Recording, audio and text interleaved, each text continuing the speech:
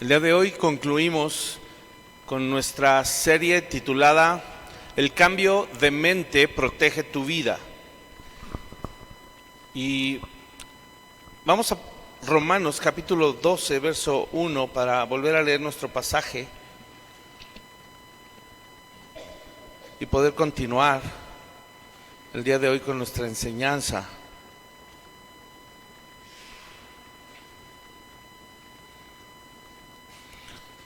El cambio de mente protege nuestra vida. Y bien que lo necesitamos en estos tiempos peligrosos, ¿verdad? No hay peligro más grande que darle rienda suelta a nuestra mente. No hay peligro más grande que generar pensamientos carnales o amoldarnos a este mundo, ¿verdad? Por eso hablábamos que necesitamos tomar una decisión radical en la primera sesión, ¿verdad? Vamos a leer Romanos 12, verso 1 al 2. Dice: así que, hermanos, os ruego por las misericordias de Dios que presentéis vuestros cuerpos en sacrificio vivo, santo, agradable a Dios, que es vuestro culto racional. Verso 2 dice: no os conforméis a este siglo, sino transformaos por medio de la renovación de vuestro entendimiento.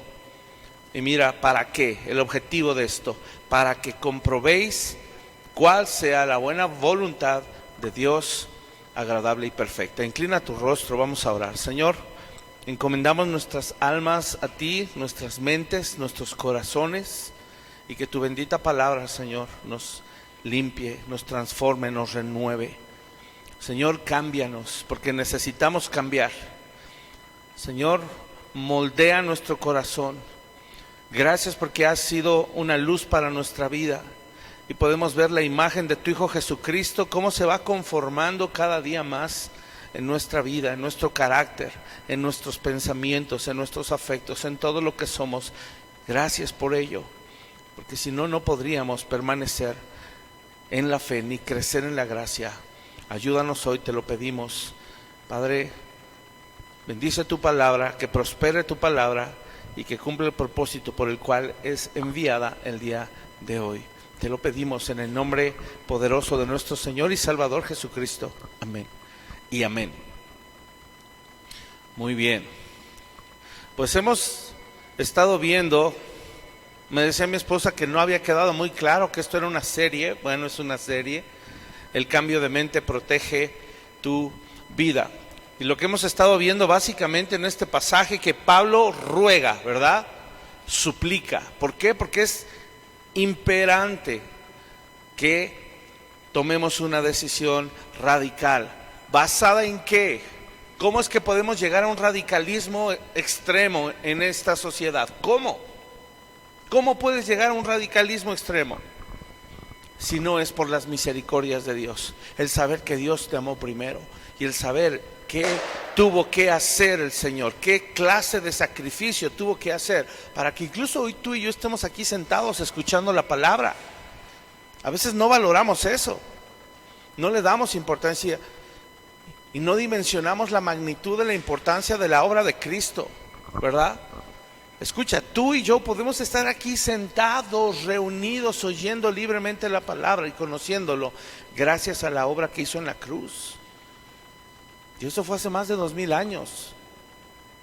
¿Qué impacto tiene la obra de Cristo en nuestras vidas? Por eso dice: les ruego, no porque yo digo o porque yo sea el apóstol. No dijo así Pablo, dijo: les ruego, pero por las misericordias de Dios, que presenten sus cuerpos en sacrificio vivo, santo, agradable a Dios. Y sabemos que es una decisión radical, porque es un sacrificio, es ofrecerse voluntariamente para morir. Ya lo aprendimos. Pero no nada más hay que tomar una decisión radical, ¿verdad? Aprendimos, también hay que tomar una decisión racional, número 2. Y eso lo aprendimos hace 8 días, en donde aprendimos que esa es la manera en la que nos podemos ofrecer y adorar a Dios racionalmente. Ese es nuestro culto racional. Entonces, que esto quede grabado en tu corazón. No solo debes tomar una decisión radical de ofrecerte en sacrificio y morir. Debes tomar una decisión racional, conscientemente, convencido, no obligado, no por costumbre, convencido de que es lo mejor. Y esa es la manera en la que vas a poder realmente adorar al Señor. Aprendimos que el sacrificio tiene 3 aspectos. Debe ser vivo, porque no le servimos muertos al Señor, ¿verdad? Si muriéramos recién recibimos a Cristo, le servimos para estar con Él y ya, nos abraza en su presencia. Pero aquí seguimos, ¿verdad? Vivitos y creciendo, coleando no, ¿ah? Creciendo, vivitos y creciendo, sacrificio vivo. También el sacrificio debe ser santo, ¿verdad? Apartado para nuestro Dios. Y en la medida que nosotros nos santificamos y nos apartamos para Él, eso va a producir un aroma agradable al Señor, ¿verdad? Apartado significa cada cosa que hagas debe estar apartada, debe ser de uso exclusivo para Dios. Pastor, ¿tengo que renunciar a mi trabajo? No. ¿Me tengo que volver, ¿cómo se dice? Evangelista, misionero, pastor. No necesariamente. Si Dios te llama, sí hay que responder ese llamado.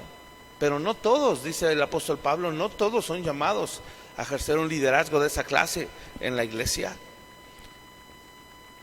Solo algunos para los cuales Dios reservó eso, porque es un llamado, ¿verdad? Pero ¿qué estamos diciendo? Que en donde sea que Dios te ponga, en donde sea que tú vivas, trabajes, sirvas, ahí debe ser de uso exclusivo para Dios, incluyendo tus dones y tus talentos y todo lo demás.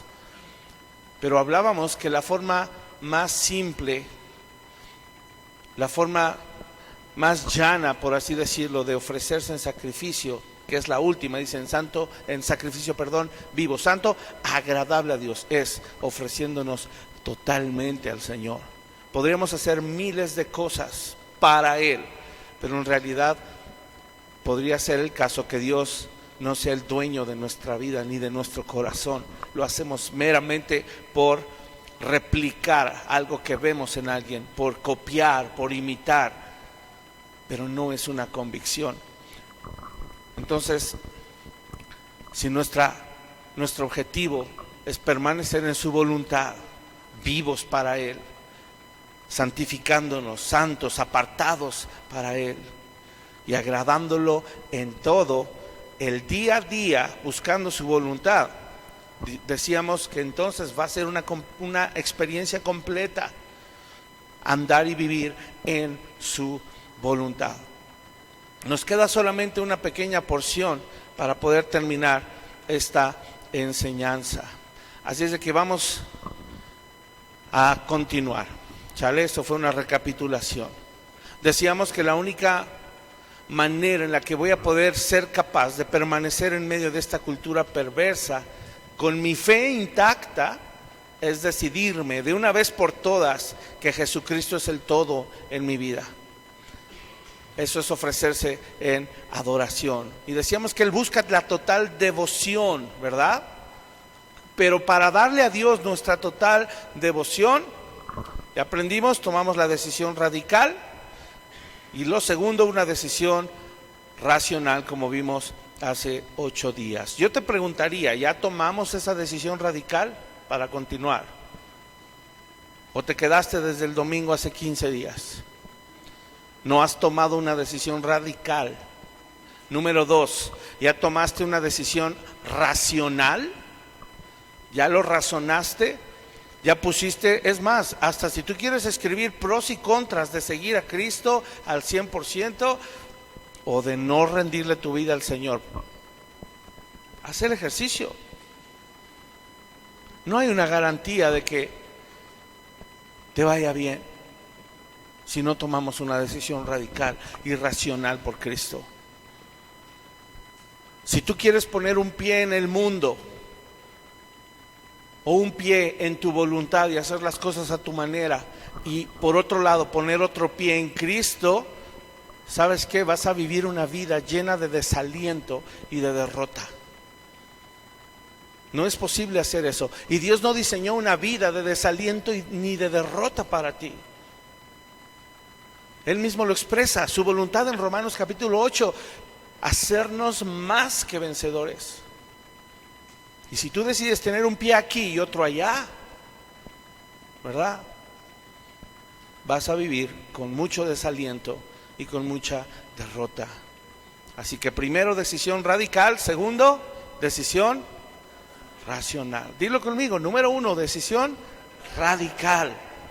Número 2, decisión racional. ¿Qué sigue? Número 3.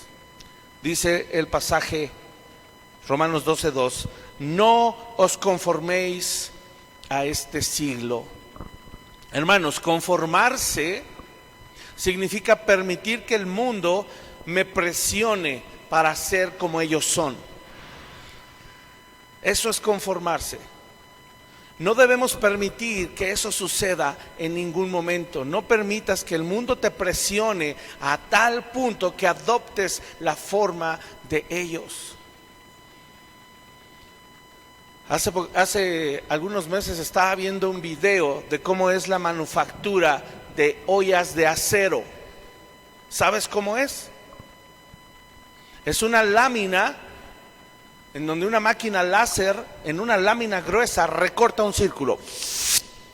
Y después ese círculo, esa lámina con forma circular, la colocan debajo de una prensa. Y la prensa tiene la forma de olla. ¿Qué hacen? Simplemente dejan caer la prensa con presión. Y cuando se levanta, esa lámina que estaba planita y sin defecto alguno, ¿qué crees? Ya adoptó otra forma, se amoldó porque la presión cayó sobre ella. Si tú dejas que la presión del mundo caiga sobre ti y cedes, vas a tomar la forma del mundo. Vas a acabar cediendo ante esa presión. Y aprendimos, hermanos, que el mundo tiene sus estrategias, pero ¿qué crees? También tiene sus herramientas, el mundo. Algunas de ellas, ¿cuáles son? El internet, la televisión, la música, etcétera. Ya sabemos que esas son herramientas que el mundo utiliza. Y estas herramientas mundanas, ¿sabes para qué sirven? Para insensibilizarnos, para que perdamos toda sensibilidad espiritual, para que no veamos la realidad de las cosas, para que no veamos con claridad lo que verdaderamente está pasando en el mundo. Para eso sirven esas herramientas del mundo. Es más, quiere que lo veamos normal, quiere que le digamos y le llamemos bueno a aquello que es malo. Conformarse se refiere a identificarnos con la forma del mundo. Y cuando tú te identificas con la forma del mundo, la apruebas, la aceptas, porque ahora pareciera ser que es parte de tu identidad. Una vez que aceptamos esta identidad y nos conformamos al mundo, comenzamos a abrazar esas prácticas. Las hacemos parte de nuestra vida cotidiana. Y no solo prácticas, también ideas. Las ideas del mundo. Justo el viernes en matrimonios veíamos las ideas que el mundo conformó en nosotros. No fueron nuestros padres, fue el mundo que afectó a nuestros padres. No fueron nuestros abuelos, fue el mundo, el pecado, la carne que modelaron y afectaron el pensamiento de nuestros abuelos y nuestras generaciones pasadas, y que hoy conformaron nuestra propia vida también. Costumbres también, tradiciones, corrientes de pensamiento que se han establecido en esta época. ¿Y sabes qué es lo más increíble? Que ahora toleramos cosas que antes jamás en el pasado hubiéramos pensado tolerar. ¿Sabes por qué pasó esto? Porque permitimos que el mundo nos metiera en su molde y nos amoldamos. Eso es conformarse.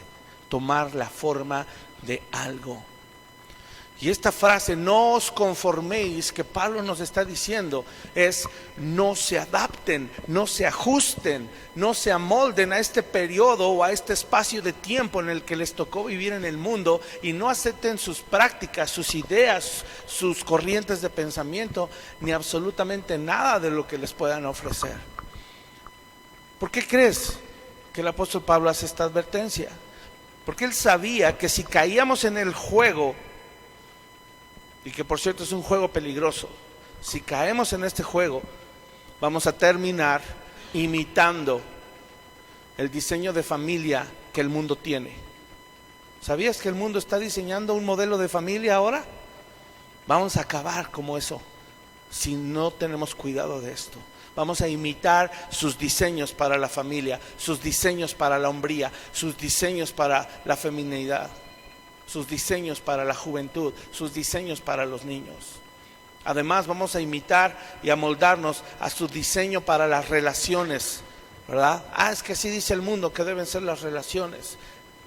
La cultura, la educación también. El mundo ha dictado cómo debe ser la educación. Les voy a decir, si no es Dios quien te está llamando, cuelga ahora mismo. Así decía en una película que vi. De que un negrito contestaba en medio de una prédica, ¿no? Contestó y el pastor le dice, hijo, si no es Dios quien te habla, cuelga ahora mismo.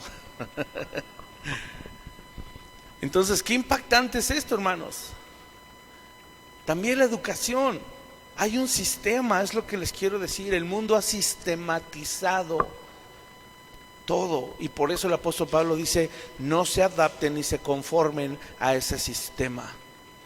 Y sabes, al ser un sistema está diseñado para funcionar efectivamente. Por eso es un sistema. Milton, que tú eres programador, ¿para qué sirve tu trabajo? Para que funcionen bien, ¿verdad? ¿Qué cosa? Los programas, las computadoras, todo.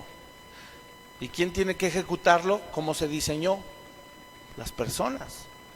Ejecutar ese sistema, que ya está escrito, no se puede modificar, a menos que el programador lo cambie. Pero el mundo ya programó cómo va a funcionar este mundo. ¿Y qué crees? Funciona muy bien, funciona efectivamente. Además, al ser un sistema, no solo funciona efectivamente, sino que está diseñado para provocar un cambio en la mente y el corazón. Es una mentira que nos demos un año sabático. Es una mentira que probemos. Voy a ir a probar afuera y te voy a demostrar que no voy a caer, ¿verdad? Dicen por ahí.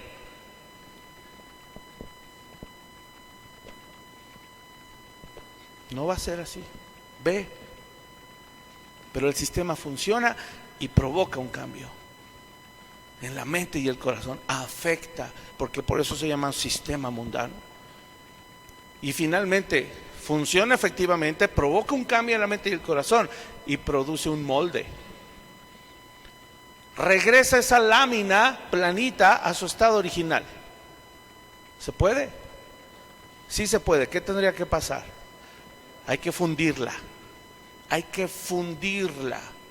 ¿Y sabes qué hace el Espíritu Santo en la vida de aquellas personas que antes estábamos amoldados? Funde nuestra vida. Ese es el sacrificio, es pasado por fuego. Un sacrificio es pasado por fuego y consume todo lo equivocado. En el nuevo nacimiento y en la regeneración, ¿verdad? Por eso Juan decía, el que viene atrás de mí es alguien mayor que yo y hará cosas mayores. Y yo les bautizo en agua, pero él les bautiza en Espíritu Santo y fuego. Porque el fuego va a consumir todas las estructuras, los moldes y el sistema que el mundo provocó en nosotros. Es la única manera de regresar. Otro sinónimo de molde o de conformarse y de molde es la palabra patrón. Amoldarse es amoldarse a un patrón establecido. La palabra patrón se utiliza porque es el modelo que va a ordenar o que va a regir el pensamiento y la conducta del individuo. Eso es hacerse semejante al mundo. Las costureras utilizan un patrón. ¿Para qué? Para cortar y que cada prenda quede igual, ¿cierto? Patrón. No sé si tenga relación con la otra palabra patrón, ¿verdad? Tu patrón de tu empresa, ¿verdad? Es el patrón quien rige las directrices, podría ser. No sé si hay relación. Probablemente no, pero medio suena. El patrón es el que manda. Igual, cuando tú estudias música, hay un patrón. Hay patrones musicales, para que me entiendan. Por ejemplo, la escala mayor. ¿Cuántos se saben la escala mayor? No vayan a decir do, re, mi, fa, sol, la, si, porque no. La escala mayor tiene un patrón. Tiene 8 notas. ¿Cuántas? 8, no 5, ni 4, ni 6, ni 7, ni 10. 8 notas. Y cuando tú respetas el patrón, la distancia entre nota y nota hace que la melodía suene armoniosa. Si tú cambias el patrón, suena terrorífico.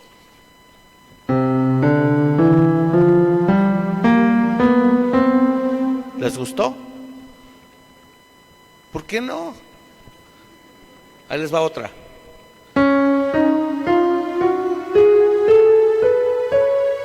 ¿Sonó bonito?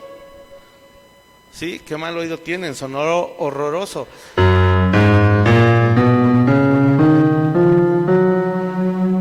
¿Sonó bien? Ya dudaron. Sonó bien. Cuando tú estudias música, aprendes a diferenciar una escala correcta, porque se cumplió el patrón. Si no estudias música, no sabes diferenciar. Cuando tú estudias la palabra, sabes que el mundo genera un patrón destructivo. Cuando no la estudias, no te vas a dar cuenta del desastre, sino hasta que ya está sobre ti. ¿Sí está claro esto? El problema es que como todo mundo lo hace, no me quiero quedar fuera. Todo mundo lo hace. Y no me quiero quedar fuera, ¿sabes por qué? Porque necesitamos aceptación. Necesitamos encajar. Necesitamos pertenecer. Hay vacíos en nuestra vida que nos obligan a buscar identidad, pero como no la tenemos en Cristo, la andamos buscando en cualquier molde o patrón que el mundo nos ofrece. Pero sabes, hermano, hermana que estás hoy aquí, no deberíamos jamás buscar encajar en el mundo, porque seríamos aceptados por el mundo, pero seríamos rechazados por Dios. Hoy tienes lo más preciado, hoy tienes lo invaluable. ¿Y sabes qué es? La aceptación del Padre Celestial. Efesios lo dice, capítulo 1, que somos aceptos en el amado. Y lo mejor de todo es que no tuvimos que hacer nada, todo fue por gracia. No tuviste que esforzarte, no tuviste que cambiar tu manera de hablar, tu manera de peinarte, tu corte, tu ropa de marca. No tuviste que hacer absolutamente nada, solo aceptar y recibir esa gracia. Juan 17, vamos allí por favor. Mira cómo Jesús, cuando ora por sus discípulos, pareciera ser que esa oración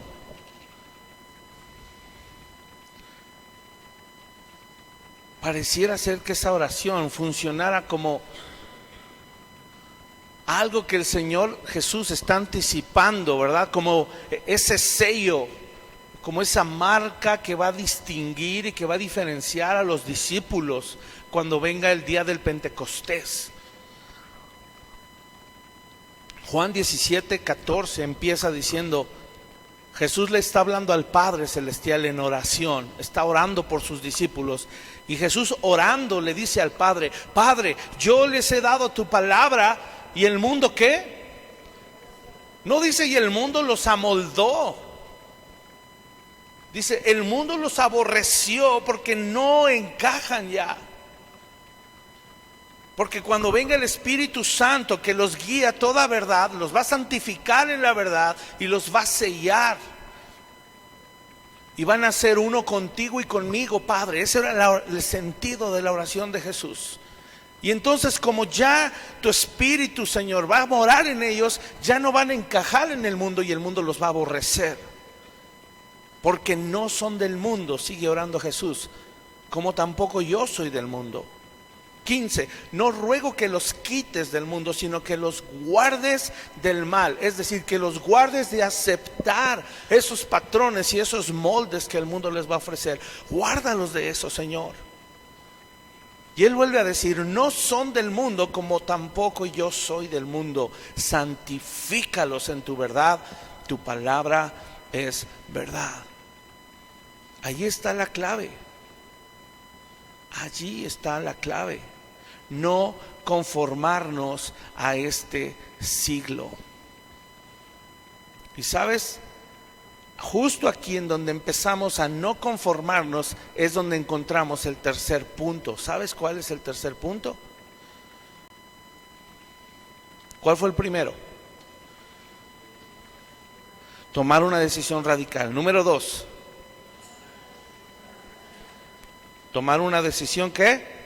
Racional. Y lo tercero, ¿qué será no conformarse a este siglo? Lo tercero es adoptar una disciplina rigurosa.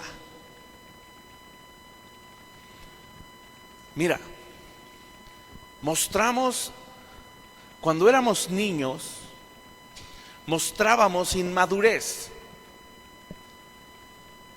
Porque según Hebreos 12 dice que teníamos a nuestros padres que ¿qué hacían? Nos disciplinaban como a ellos les parecía. Y les honrábamos, les obedecíamos, porque sabíamos en algún momento como niños que eran nuestros papás. Qué terrible es que cuando cambiamos a la adolescencia, por ahí algunos dicen que mutamos. Y a veces tienen razón, ¿verdad? Nos convertimos en mutantes, ¿verdad? Por eso a los adolescentes a veces les dicen los aborrecentes, ¿verdad? Que todo aborrecen y son difíciles a veces de sobrellevar. Sin Cristo más, ¿va? Si estando en Cristo es ardua la labor, la responsabilidad. Y no es aborrecible, es maravilloso poder criar a un adolescente en Cristo. Pero, ¿qué se esperaría de ese cambio de niñez a adolescencia? ¿Qué debería ser lo lógico? Que el niño madurara, pero parece que retrocede, ¿sí o no? Y a veces parece que ese lapso no va a acabar, pero mira, benditos 17, 18 o 19, 20 o 30, 40, que algunos tardan un poquito más en madurar, pero cuando maduras, ya el hijo ya entendió, ¿verdad? Ya no anda peleando con sus papás, sino se suma a la causa. Y entonces ese joven que entendió la lección y que a lo mejor el Señor hizo una obra en su corazón, resulta que ahora que se suma a la causa, resulta que ya no necesita que papá y mamá le estén disciplinando por todo, porque hay áreas donde ya maduró, ¿cierto? Y entonces qué maravilloso sería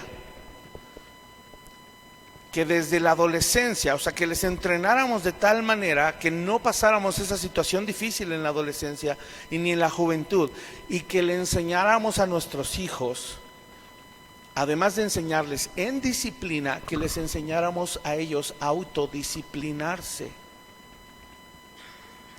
Sería maravilloso. Y en Cristo es igual, cuando somos bebés, niños, aborrecentes, ¿ah? No, para el Señor no, adolescentes y a veces jóvenes, ¿qué tiene que hacer el Señor con nosotros? Disciplinarnos. Pero tiene que llegar a un punto en la madurez del creyente, hermano, en donde sea tu convicción adoptar una disciplina rigurosa. Que seas tú el que, movido por el Espíritu Santo y por la limpieza de la palabra de Dios, madures y llegues a un punto en donde digas: yo necesito autodisciplinarme. Yo necesito establecer límites en mi propia vida. Sería penoso que en la iglesia las ovejas crecieran todo el tiempo necesitando y dependiendo absolutamente de la dirección del pastor. Tiene que llegar un momento en el que ya no tengas que llamarle al pastor: pastor, ¿hoy qué hago? ¿Mole verde o mole rojo? ¿Ah? Gracias a Dios nadie me ha hablado para eso. Pero tiene que llegar a un punto, y es un proceso, pero tú puedes empezar a tomar medidas, tal vez pequeñas, que parecieran insignificantes, pero que te van a ejercitar en una disciplina rigurosa. De entrada aquí dice: no te conformes a este mundo. Piensa por un momento, alguna vez lo predicaba. Piensa por un momento si te permites hacer cosas cuando no estoy yo presente. Y eso sería lo último, el último de tus problemas, que yo te viera hacer algo indebido, porque omitimos la parte más importante, que en realidad es Dios quien nos mira. Pero si hay veces que tú te permites cosas, y ni siquiera nada más enfrente mía, tal vez enfrente de cualquiera de tus hermanos de la iglesia, quiere decir que aún no has llegado a la etapa de madurez en donde puedes adoptar esta disciplina rigurosa, y en donde hay momentos en donde todavía sigues conformado al mundo, porque probablemente te gusta el mundo. Y entonces eso desencadena otra serie de problemas, porque si hoy te gusta el mundo y amas todavía las cosas del mundo, dice Jesús, Juan capítulo 15, que si permanecemos en Él y andamos en amor y le amamos, guardamos sus mandamientos. Y el que no guarda sus mandamientos y no anda en amor no es de Él. Y también lo confirma el mismo apóstol Juan en una de sus cartas, primera de Juan. Entonces, este punto, hermanos, tiene que ver con tomar una decisión radical. Si no la has tomado, no vas a poder tomar una decisión racional, porque en realidad no hay nada que razonar. No hay nada que razonar. Y obviamente no vas a estar ni siquiera dispuesto a adoptar una disciplina rigurosa para tu vida. Esta es la batalla de todos los días. Este es el tomar la cruz cada día. Para el nuevo creyente, el que estoy hablando ahorita, que es bebé, ¿sabes qué es lo primero? Ellos necesitan sí ser desarraigados del mundo. Ese es el proceso de santificación para ellos. Que sean arrancados del mundo y que se arranquen de su mente y de su persona, empiezan a despojarse del viejo hombre. Eso lo habla Efesios, despojarse del viejo hombre. Pero para aquellos creyentes que ya han pasado por ese proceso de desarraigo, que ya no sienten un arraigo con el mundo, y ya saben y están convencidos que no pertenecen al mundo y han tomado una decisión radical y racional, entonces, para los que han alcanzado madurez, la batalla es permanecer firmes en Cristo. El famoso ya no vuelvo atrás. Una cosa lleva a la otra. Necesitamos romper el molde y arrancar lo mundano y lo terrenal de nuestra vida para después permanecer con una convicción inamovible. Eso que estoy hablando se llama vivir en santidad. Esto que yo estoy hablando debemos anhelarlo con todo el corazón. Debes anhelar vivir en santidad. Eso significa. Si estás en una etapa temprana en tu cristianismo, Vivir en santidad es vivir constantemente desarraigando de ti lo mundano y lo terrenal. Hacer morir lo terrenal, dice Colosenses. Para que el que ya pasó esa edad temprana, ahora ya se desarraigó, ahora permanece firme en la verdad. Obviamente habrá más cosas que se tienen que seguir desarraigando. Cosas tal vez más profundas, cosas ocultas en nuestro corazón, e incluso a veces cosas que ni siquiera sabíamos que teníamos, pero que el Señor se encarga de sacar a la luz y de erradicarlo de nuestra vida. El proceso de santificación que ya aprendimos es justamente eso. Es el desarraigo de lo mundano que le complacía a mi carne y el arraigo en lo cristiano que complace a mi Padre. Es básicamente eso. Si te gusta anotar, lo voy a repetir. El proceso de santificación es justamente el desarraigo de lo mundano que le complace a mi carne y el arraigo en lo cristiano que complace a nuestro Padre. ¿Por qué le llamé lo cristiano? Porque no está mal utilizar el término cristiano, siempre y cuando de verdad sea cristiano, o sea que esté centrado en Cristo. En la santificación vamos a desarraigar lo mundano. Y en la santificación también vamos a arraigar lo que pertenece a Cristo, lo que le pertenece a la piedad, a la justicia, a la santidad, en lo que le complace a nuestro Padre. Entonces, cuidemos que las herramientas del mundo no nos afecten. Y número 2, no afecten a nuestros hijos de manera que los arranquen de nuestras manos y los conviertan a ellos. Estábamos hablando con una familia respecto a consejo y respecto a la crianza, y les comentábamos justo esto. Hoy en día pareciera ser que no nos hemos dado cuenta que ya el mundo no es el mismo y que los moldes hoy ya son agresivos. Los moldes que el mundo está imponiendo el día de hoy son abiertos, son agresivos, son desfachatados y tienen la intención de convertir a nuestros hijos.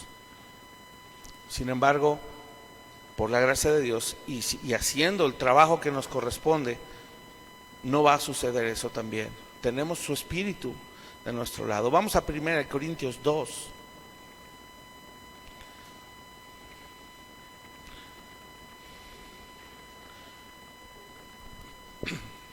Hablaba yo de creyentes en edad temprana y creyentes ya en edad madura.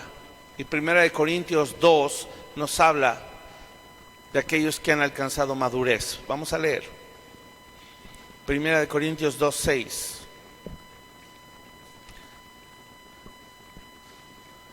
¿Ya están ahí? 1 Corintios 2, 6 dice: sin embargo, hablamos sabiduría entre los que han alcanzado ¿qué? Madurez. Y además también dice, y sabiduría no de este siglo.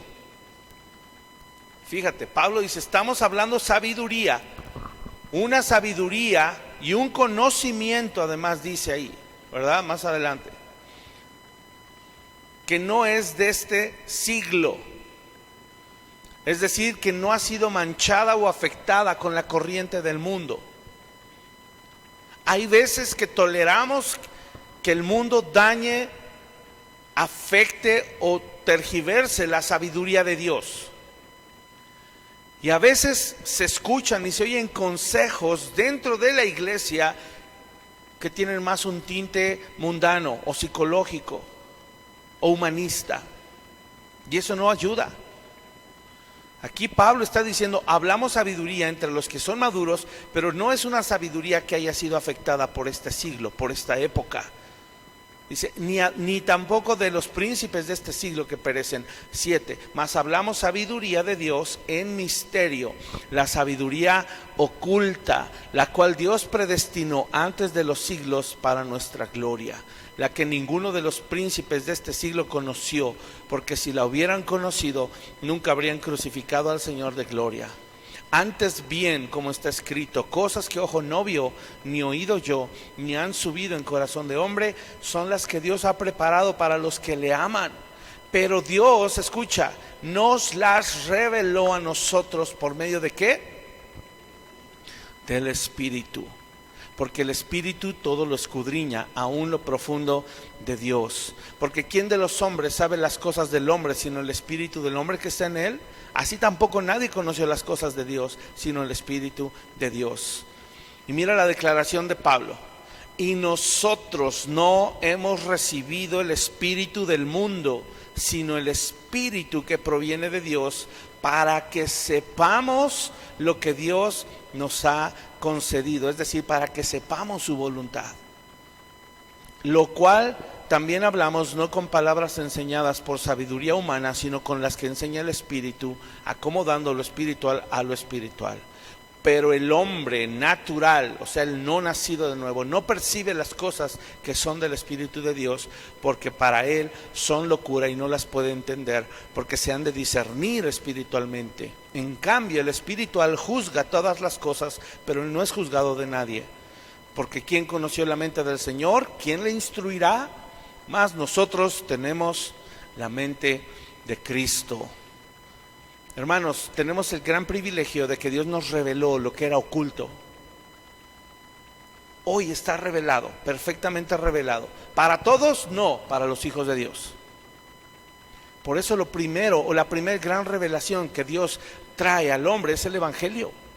Y por eso necesitamos predicar el Evangelio. No podemos caer en estrategias humanas. Vamos a hacer una casa de estudio. Sí, padrísimo, para evangelismo. Ok, ¿de qué hablamos? ¿Y si hablamos de finanzas? ¿Qué queremos hacer? ¿Evangelizar? Sí, entonces ¿por qué vamos a hablar de finanzas? Tenemos que hablar del Evangelio. Bueno, pero es que es para que entre suavecito. No, la espada del Espíritu no entra suavecito. Es espada. Si no, le llamarían la jeringa del Espíritu. Y aún esas, ¿cómo le tenemos miedo, verdad? No. Es para que el Evangelio entre y parta y destruya moldes de corrupción, de perversión, de iniquidad, cadenas de pecado. El hombre natural, dice, es aquel que no tiene el Espíritu de Dios viviendo en él. Es el que solo tiene vida física. Respira. Sí, ahí anda vivo, pero está muerto por dentro. Estas personas son inconversas y no tienen la capacidad de entender. No, por eso no pueden tomar una decisión radical. Son personas que no procesan la palabra de Dios. Por eso no pueden tomar una decisión racional. Estas personas no desean obedecer la palabra de Dios. Por eso no van a entrar ni se van a exponer a una disciplina rigurosa. ¿Por qué? Porque sus mentes no se pueden limpiar y sus conciencias están nubladas. Les tiene que alumbrar el Evangelio primero. Pero a ti y a mí, si estamos en Cristo, se nos ha dado el Espíritu de Dios.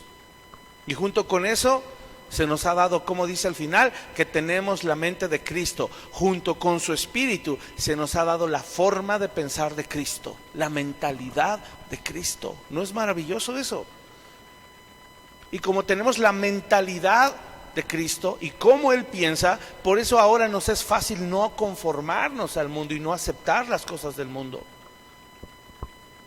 Hay una gran diferencia, hermano, entre conformarse y lo que dice después, y transformarse. Porque el versículo cita, no os conforméis a este siglo, sino transfórmense, transformaos por medio de la renovación de vuestro entendimiento. Hay una gran diferencia entre estas dos palabras, conformarse y transformarse. Lo voy a explicar de manera simple. Conformarse sucede cuando algo externo produce cambios en lo interno. Transformarse sucede cuando algo interno produce cambios externos. La conformación es de afuera y viene y me afecta por dentro. La transformación es algo interno que sale y produce cambios en lo externo. Si yo no me quiero conformar al mundo, tengo que cuidar lo interno de mi vida. ¿Se acuerdan? Sobre toda cosa guardada, ¿qué? Guarda lo que Dios ya produjo en tu interior. Guarda tu corazón, su ley, sus mandamientos, sus estatutos, sus decretos, sus verdades, su justicia, su santidad, su amor, su gracia, todo eso que ya está dentro de ti, colocado allí por su Espíritu, guárdalo, porque entonces va a manar vida. Si no te quieres conformar al mundo, cuida lo interno de tu vida. Y esta es la disciplina rigurosa que debemos adoptar. La transformación por medio de la renovación de nuestra mente. ¿A qué vamos a aplicar la disciplina rigurosa? ¿Dónde es el ejercicio riguroso, constante y sin parar en nuestra mente? El problema del ser humano, hermanos, es su mente. Por eso dice ahí que la manera en la que nos vamos a poder transformar es por medio de renovar nuestro entendimiento. ¿Qué es el entendimiento? La mente, los procesos mentales que ahí suceden, que ya son afectados por su palabra. Pablo nos explicó en Corintios que también hay un creyente carnal, ¿se acuerdan? Pero no le llamamos así, sino un creyente que se comporta como si fuera carnal. No existe cosa tal como el creyente carnal. Es un creyente salvo por fe, salvo por gracia, regenerado por el Espíritu Santo, pero que aún se comporta como un carnal. Y Pablo le llama, se comportan como bebés, como niños que necesitan leche. Y está el creyente espiritual. ¿Okay? Son etapas de madurez. Y Pablo ahí lo que está diciendo no es que haya dos clases de creyentes, lo que está diciendo es, necesitas crecer, no quedarte estancado allí. ¿Cuál es la diferencia entre estas dos etapas de madurez? ¿Qué hace la diferencia? La transformación que le permitimos al Espíritu Santo hacer en nuestra vida, cuando estamos dispuestos a renovar nuestra mente. Trataba yo de entender un poquito esto y a ver si me captan con lo que voy a decir. La transformación es directamente proporcional a la disposición de renovar mi mente. Si yo estoy muy dispuesto a renovar mi mente, voy a ser transformado mucho. Si yo tengo poca disposición a renovar mi mente, voy a ser transformado poco. Tenemos la responsabilidad, así Dios lo determinó, pone en nosotros la responsabilidad de crecer en la fe, de crecer en la gracia, de crecer en santidad. ¿Lo hace Él? Claro. ¿Es mérito de Cristo 100%? Claro. Pero a Él le plació poner responsabilidad. ¿Sale? No tengamos esa duda o inquietud. Pero entonces, ¿soy yo o es Él? Es Él siempre. Porque Él produce el qué, tanto el querer como el hacer por su buena voluntad. Y te deja participar. Así como participamos de los sufrimientos de Cristo, participamos de la santificación. Pero el mérito siempre es de Él, porque Él da el crecimiento. Entonces, la transformación es directamente proporcional a la disposición de renovar mi mente. Mayor disposición, mayor transformación. Menor disposición, menor transformación. Si hay mayor disposición, más espiritual. Si hay menor disposición, más carnal, más niño. Y esta palabra griega para transformaos, creo que la mayoría la sabe. ¿Se acuerdan cuál es?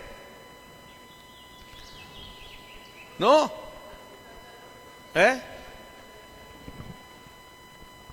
Sí empieza con meta, pero no es metanoia, eso es arrepentimiento. Metamorfosis, metamorfeo. Para sufrir metamorfosis, ¿qué tiene que hacer el Espíritu Santo? Estar activo en nuestra vida. Si el Espíritu Santo está activo en tu vida, va a haber una transformación, una metamorfosis por medio de la palabra. Y cuando su palabra nos afecta, viene una renovación de mente. Y eso es lo que produce la transformación. Por eso nos tenemos que disciplinar rigurosamente, ejercitarnos diariamente y convertir esto en una rutina espiritual. ¿Sí queda claro esto? Rutina espiritual. Nuestro devocional debe ser una rutina espiritual, no una rutina tradicional, carnal en tus fuerzas o por cumplir, o rutina emocional tampoco. Tiene que ser una rutina espiritual, porque eso va a renovar tu mente, va a transformar tu interior y va a cambiar tu exterior también. ¿Sale? Pregúntate, ¿qué pasaría si intentamos resistir al mundo en nuestras fuerzas? No podríamos. ¿Por qué, Mari? No tenemos al Espíritu. ¿Va a haber un cambio? Tal vez sí, pero no permanente. Va a ser un cambio temporal. Hemos hablado mucho de esto y no queremos cambio temporal. No queremos cambios movidos por la emoción. O no queremos cambios movidos por una motivación incorrecta. Pablo nos enseñó la motivación desde el principio. ¿Cuál es la motivación del cambio? La misericordia de Dios. ¿Queda claro? Entonces, no lo intentemos en nuestras fuerzas. Porque de antemano te aviso, ya perdimos la batalla. Si lo hacemos en nuestras fuerzas, ya perdimos la batalla. Perdimos esfuerzo, tiempo, tal vez hasta dinero, recursos. Y de paso, hay no más de paso, como diría un amigo mío. Y no más de paso. También perdemos relaciones. Podríamos perder relaciones. Qué terrible es eso. Vamos a terminar siendo víctimas del mundo si lo hacemos en nuestras fuerzas. Y como dicen ahí en el ejército, seremos una baja. Qué feo término, ¿no? Fue un alma, fue un ser humano el que murió. ¿Y cómo le llaman? Tuvimos una baja. ¿Cómo crees? Ahorita recuerdo de dónde viene la palabra ok. ¿Quieres que tu vida esté ok? ¿Sí saben? Ok.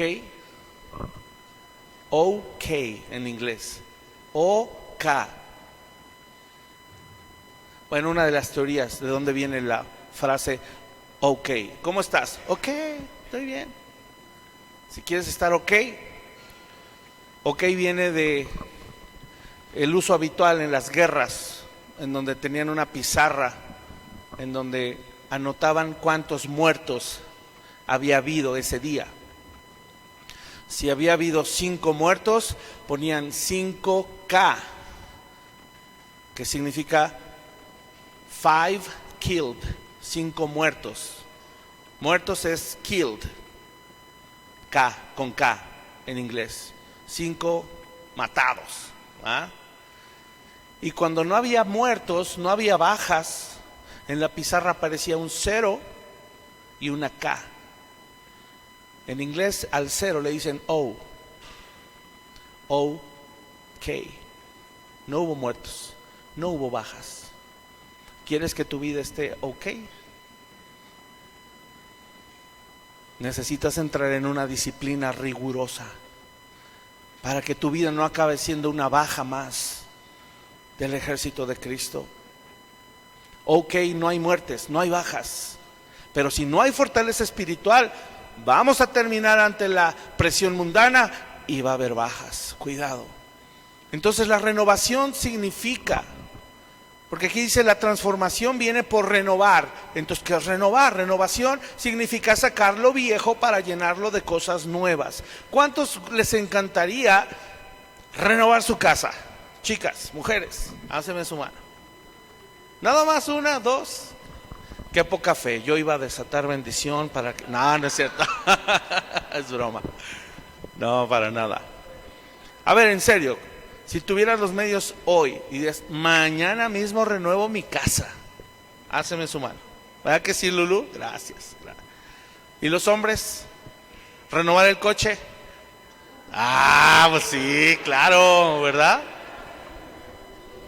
Un Bugatti Chiron. Ay, de 0 a 100 en 2.6 segundos. Qué montaña rusa, ni qué nada, ¿va? No, obviamente no. Pero renovación, para poder renovar es básicamente ese principio. Para renovar unos zapatos hay que tirar los viejos y ponerte los nuevos. ¿Has intentado ponerte un zapato sobre otro zapato? No, pues con razón sus vidas son muy aburridas. Yo sí, lo intenté muchas veces. Y era muy divertido. Muy divertido, ¿sí o no? Nunca lo logré.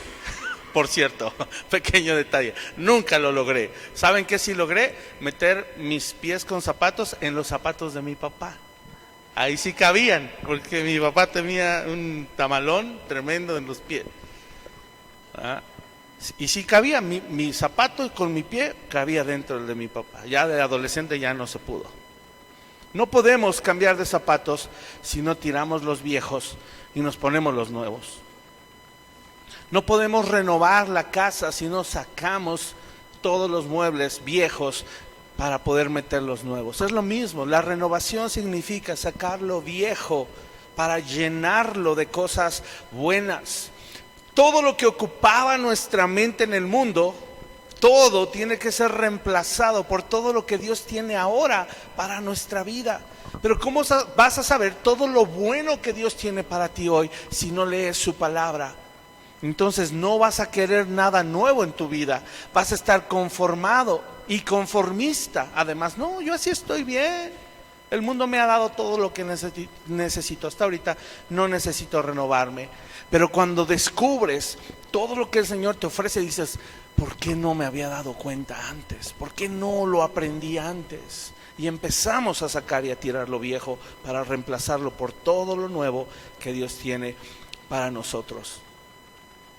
Piensa por un momento, porque a veces las personas piensan que los pastores, los ministros o los líderes o gente que está sirviendo al Señor tiene palancas con el de arriba, ¿verdad? Así dicen.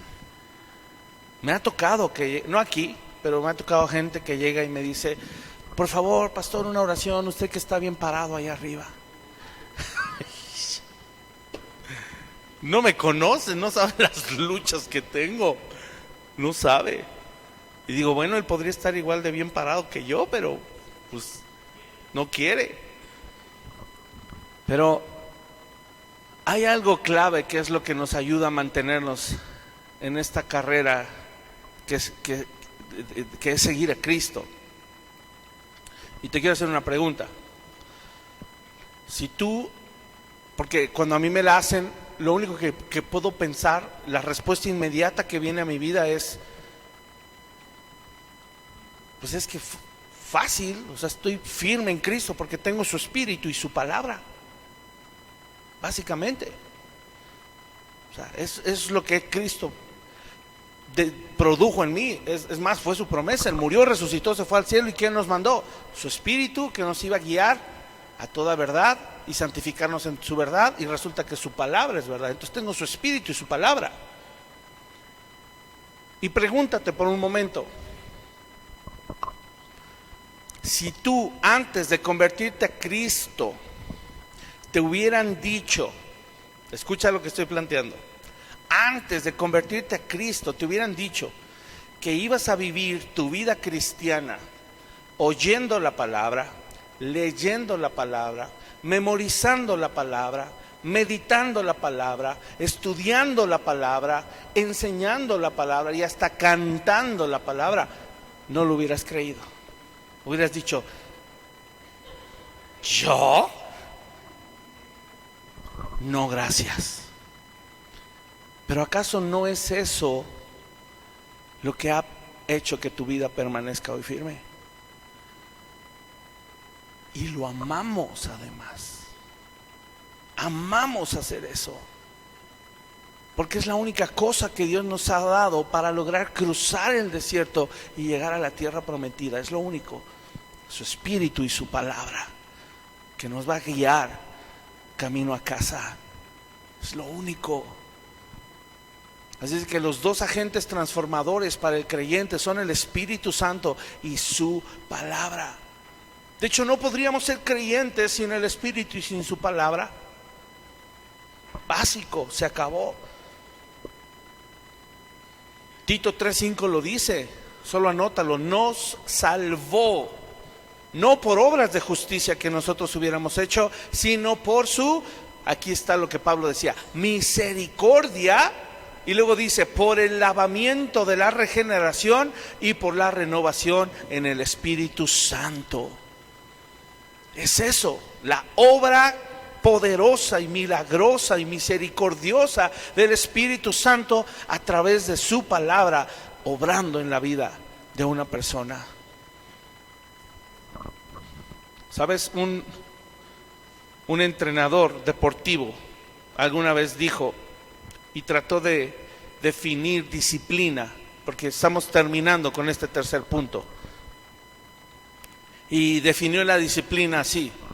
Él decía que la disciplina es hacer lo que se tiene que hacer, cuando se tiene que hacer, lo mejor que se puede hacer, y hacerlo siempre de esta manera cada vez que se haga.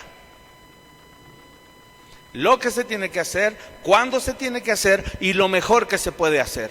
Y estas tres cosas, hacerlo siempre así cada vez que se haga.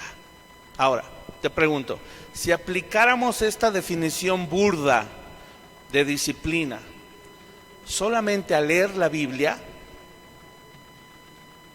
piénsalo, nos ahorraríamos muchos problemas. Si aplicáramos esta disciplina del creyente a leer la Biblia, porque se tiene que leer la Biblia cuando la tengo que leer, y leer la Biblia lo mejor que se pueda leer, y además leer la Biblia siempre de esta manera cada vez que la lea, nuestra vida estaría resuelta. El problema es que no queremos entrar en una disciplina rigurosa. Pero sé que el Señor te ha hablado hoy y vas a tomar la mejor decisión para tu vida. Si no tenemos la disciplina, empecemos con un versículo a la vez. Es lo mismo que las dietas. No te pongas tap out o insanity cuando quieres bajar de peso. Te puede dar un infarto. Por Dios, salta a caminar media cuadra y en vez de tomarte 5 cocas, tómate 4. Así empieza, ¿ah?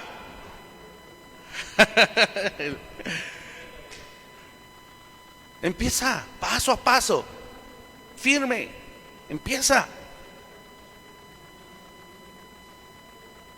¿Qué va a pasar cuando lo hagamos? Si empezamos, piensa en esto, un versículo a la vez. No 4 capítulos para leer la Biblia en un año. En algún tiempo tuvimos esa disciplina, leímos la Biblia en un año y seguí yo igual. Porque de los 4 capítulos no aplicaba nada durante el día. Seguía yo igual, toma uno. Un versículo a la vez, un versículo diario. Y deja que ese solo versículo corra por tus venas todo el día y que tu corazón esté bombeando ese versículo todo el tiempo. ¿Qué va a pasar?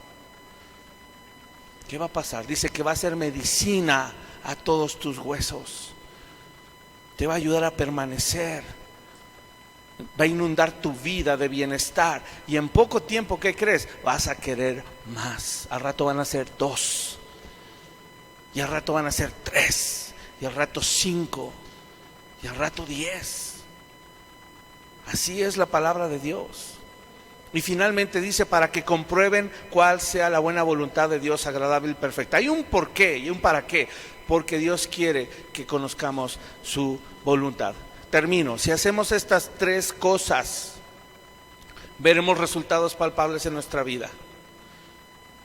¿Cuál es el resultado? Comprobaremos que la voluntad de Dios es buena, agradable y perfecta. Si queremos conocer la voluntad y el propósito de Dios para nosotros, hermanos, Dios nos lo va a decir. Si tú le quieres, Señor, ¿por qué nací? ¿Cuál es mi propósito? Dios te lo va a decir. Pero ¿sabes por qué a veces no le queremos preguntar? A veces no queremos saber cuál es el propósito por el cual nacimos y cuál es la voluntad de Dios para nosotros en esta tierra. Porque tenemos miedo. Tenemos miedo de que cuando Él nos revele su voluntad para nuestra vida, tal vez tengamos que obedecerla. Pues claro, si no, ¿para qué le preguntaríamos, Señor, cuál es tu voluntad? Mi voluntad es que seas pastor. Ay, no, gracias. Así estaba yo. Así estaba yo. Por eso no me la aventó de sopetón. Me la fue poco a poco, y hasta que estaba yo listo, fue que me hizo el llamado. Yo me acuerdo cuando recién recibí a Cristo en mi corazón, le dije, Señor, heme aquí, te necesito. Yo me acuerdo, te necesito, heme aquí, te voy a rendir mi vida, toda mi vida va a ser para servirte. Me acuerdo perfecto cuando le dije eso. Pero resulta que en el momento que Él me revela y me dice, te he llamado a ser pastor, ¿qué hice? Vámonos, no quiero. Como Jonás, no quise al principio, me resistí. Pero después, ¿qué tuve que hacer? Comenzar a dar pasos firmes día a día. Y en ese día a día comprobé que su voluntad era buena, agradable y perfecta. Y sabes, hoy te puedo decir, sin temor a equivocarme, fue la mejor decisión de mi vida. Y hoy me siento pleno haciendo lo que hago. No podría ser otra cosa que lo que hoy estoy haciendo. Hermanos, tenemos una garantía.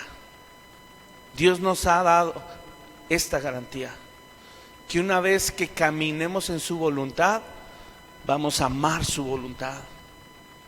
La vamos a amar, porque es buena, es agradable, es perfecta. Su voluntad es más emocionante, es más desafiante. Su voluntad es incluso más divertida de lo que podamos haber imaginado. Nuestra creatividad no nos da para imaginarnos planes y diseñarnos una vida perfecta. No, su voluntad es lo mejor que nos puede pasar, porque Él es nuestro hacedor. Él pensó, Él escribió nuestro destino desde antes de la fundación del mundo. Él diseñó tu vida y la mía. Así funciona la vida cristiana. Por eso no volvamos atrás, sino aceptemos su voluntad. No te dejes presionar por el mundo, no cedas ante la tentación de rebelarte en contra de su voluntad, porque entonces sí se acabó. Así que termino con esto. Cuando te pregunten, ¿cómo estás? ¿Cómo te va en tu día?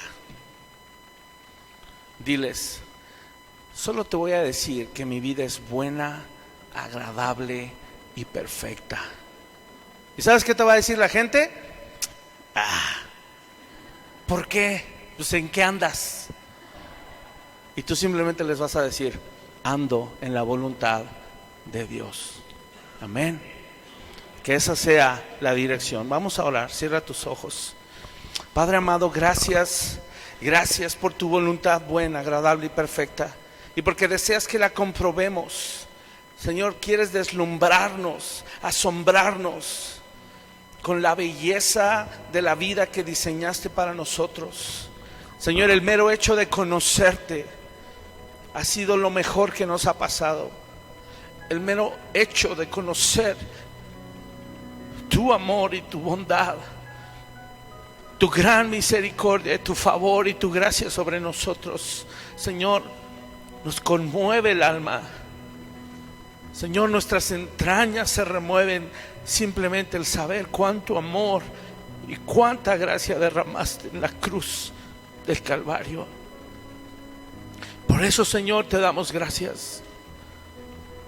Gracias, Señor, porque tu voluntad para nosotros es que te conozcamos, es que andemos en la verdad. Ayúdanos el día de hoy, Señor, en base a tus misericordias y al gran amor y la gracia inmerecida que derramaste sobre nosotros, Señor, que decidamos renunciar al mundo, no amoldarnos al mundo, no aceptar sus patrones, Ayúdanos, Señor, a desarraigar todo lo perverso, lo pecaminoso, lo carnal. Ayúdanos, Señor, a detestar el pecado como tú lo detestas. Amar tu palabra, Señor. Ayúdanos el día de hoy a tomar una decisión radical. Tomar la decisión de entregarnos como un sacrificio vivo, santo, agradable. Ayúdanos a tomar la decisión de ofrecernos, Señor, para que tú gobiernes nuestra vida. Que ya no seamos nosotros quienes tomemos la iniciativa ni las decisiones, que eso lo dejemos en tus manos, Padre, y que no lo hagamos porque nos lo imponen, que lo hagamos porque es nuestro deseo, es nuestra convicción, porque ya hemos razonado, ya hemos analizado, hemos pensado, Señor, profundamente y meditado que esto es lo que nos conviene. Señor, que no tomemos esta decisión por tradición o por qué van a decir los demás. Que no tomemos esta decisión imitando a alguien más o queriendo ser como alguien más. Y que no la tomemos tampoco solo buscando tus beneficios. Que tomemos esta decisión racionalmente, con toda nuestra mente, con toda nuestra alma, con todo nuestro corazón y con todas nuestras fuerzas. La decisión racional de adorarte con todo lo que somos. Señor, y ayúdanos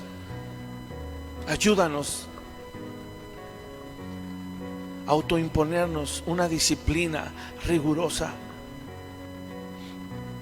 Señor, ayúdanos, que sea tu palabra. Sabemos que no lo podremos hacer independientes a ti o separados de ti, porque separados de ti nada podremos hacer, nada podremos lograr. Es bajo tu voluntad, sometidos a ti, bajo tu guianza, tu instrucción, bajo tu disciplina y tu amonestación, bajo ese cuidado paternal, ese cuidado tierno que provees a tus hijos. Ayúdanos, Señor. Ayúdanos, porque no tenemos la disciplina. Hoy la anhelamos, queremos ejercitarnos más en ella, Padre, para que finalmente podamos comprobar que tu voluntad es buena, que es agradable, que es perfecta, Señor.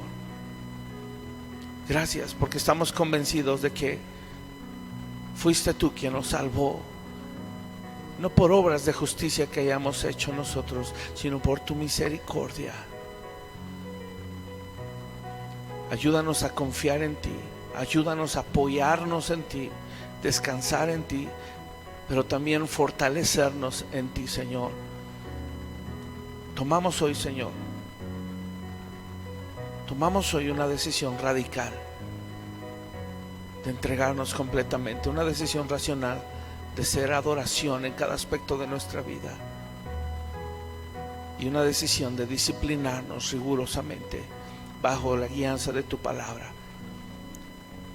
Y tenemos la esperanza que tú eres fiel, que no nos defraudarás, que estarás ahí en cada paso del camino, dándonos todo lo que necesitamos para permanecer firmes y terminar victoriosos. Señor, gracias. Gracias porque vamos a ti, porque te veremos, Señor, porque nuestro galardón eres tú, Señor, porque nuestra herencia eres tú.